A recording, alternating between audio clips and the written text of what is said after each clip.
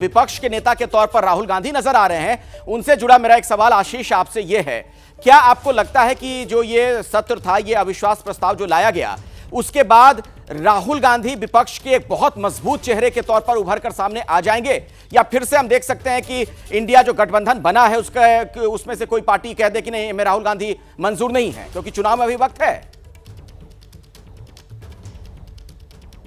देखिए, कॉन्ट्रडिक्शंस तो है अखिलेश। हमने पहले भी कई बार, अभी आप इसको इंडिया अलायंस कह लीजिए, पहले तीसरे मोर्चे के प्रयास हुआ करते थे, चुनाव तक इकट्ठे आने की बात करते थे, चुनाव से ठीक पहले बिखर जाते थे। मुझे ऐसा लगता है, क्योंकि आप मुझसे मेरी निजी राय पूछ रहे हैं, मुझे ऐसा लगता है कि ये जो पूरा इंडिया अलायंस है, आने वाले समय में इसमें हमें कुछ पार्टियां बाहर दिखेंगी। इतना आसान नहीं है इन लोगों का एक साथ कमिंग टुगेदर, एक साथ बने रहना।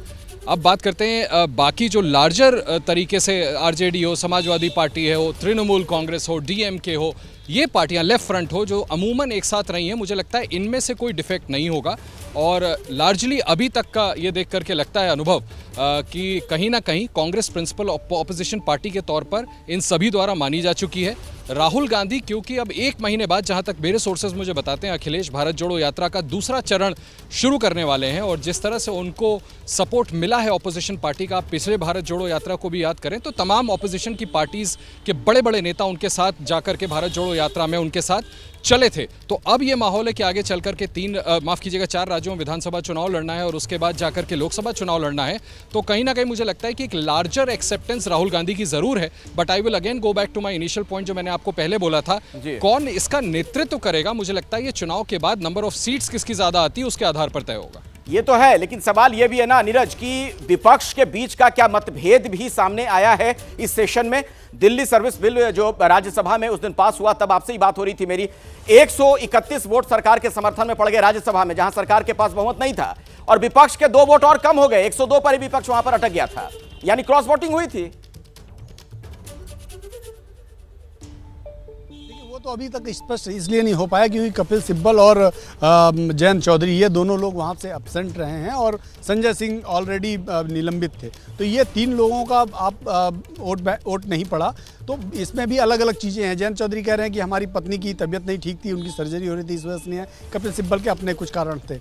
लेकिन विपक्ष की तस्वीर कमोबेश बिल्कुल साफ है। विपक्ष एक तरह से देखें तो बीआरएस, वाईएसआर कांग्रेस और बीजेडी, इन 3 दलों को छोड़ दें तो लगभग सभी विपक्ष एक सुर में बात कर रहा है, और वो एक साथ इस पूरे मसले पर साथ भी रहा है, पूरे सदन में भी, संसद में भी, अविश्वास प्रस्ताव में भी, और उस दिन दिल्ली के वाले बिल के दौरान भी। और वैसी ही तस्वीर कुछ दिखाई भी पड़ रही, क्योंकि उसमें भी अगर एक आध छोटे मोटे दल हैं जिनकी बात चल रही, जैसे एक आम चर्चा है कि शायद जेडीयू से भी बात चल रही है, भारतीय जनता पार्टी की इंटरनल, जो कि जेडीयू के नेता नीतीश कुमार इस पूरे गठबंधन के सबसे बड़े शिल्पकार हैं। दूसरा चल रहा है कि जयंत चौधरी आ सकते हैं बीजेपी के साथ, जो कि जयंत चौधरी ने अभी तक डिनाई किया है कि वो उनका समाजवादी पार्टी के साथ ही गठबंधन है और वो विपक्ष के साथ है। बेंगलुरु की बैठक के दौरान भी उन्होंने ये बात कही थी और बाद में भी कही।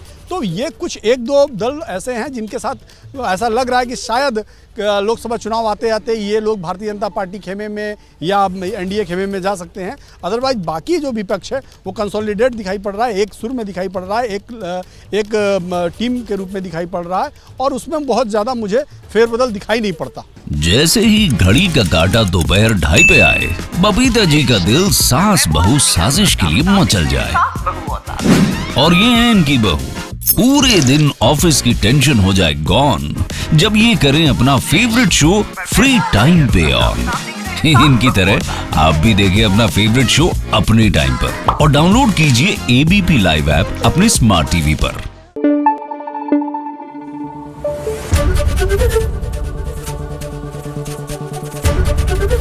एबीपी न्यूज आपको रखे आगे।